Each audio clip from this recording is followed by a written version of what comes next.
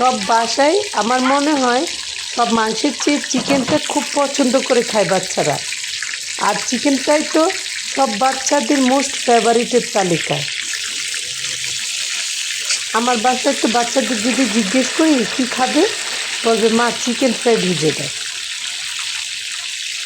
তাই আমিও সহজভাবে ঘরোয়া পদ্ধতিতে চিকেন ফ্রাইটা যখন তখন ভেজে নিই। তাই বলে ভেজে নেবেন না, মজাটা একটুও কম হয়, অনেক বেশি ইয়ামি আর জুসি হয়।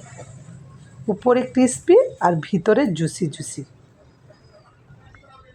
এখানে একটা মুরগি ভালোভাবে ধুয়ে পানি ঝরিয়ে নিয়েছি, আর সাথে অ্যাড করে দিচ্ছি আদা রসুন পেস্ট, মরিচের গুঁড়া, লাল মরিচের গুঁড়াটা এখানে দেওয়া হয়েছে, গোলমরিচের গুঁড়া, লবণ, ধনিয়া, আর এখানে কাবাব মশলা আপনারা একটু দিয়ে দিবেন। ঘরে তৈরি করে থাকলে ঘরেরটা দিবেন, নয়তো কিনে দিয়ে দিতে পারেন।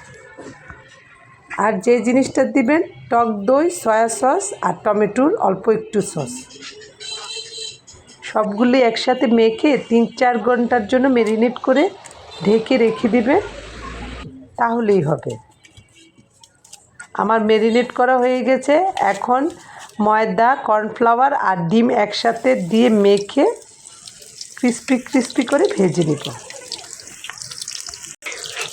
সবগুলি চিকেন বিছিয়ে দিয়ে মিডিয়ামের চেয়ে একটু বেশি আছে চিকেনগুলি ক্রিস্পি ক্রিস্পি করে ভেজে নিতে হবে।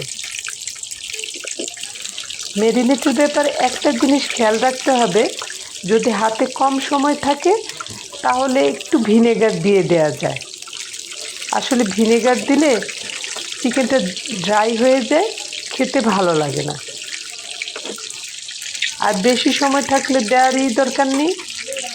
আর যতক্ষণ ম্যারিনেট করে রেখে দেওয়া যায় ততই খেতে ভালো লাগে।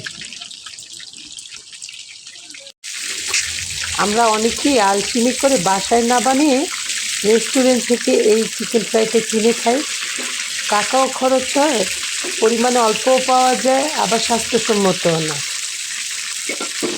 অথচ এই টাকা খরচ করে আমরা যখন তখন তৃপ্তির সাথে আমরা খেয়ে নিতে পারি। আমি তো চিকেনটা পরিমাণে একটু বেশি করেই ম্যারিনেট করে ডিপ ফ্রিজে রেখে দিই, আর যখন বাচ্চারা বলে তখনই নামিয়ে ভেজে দিতে পারি।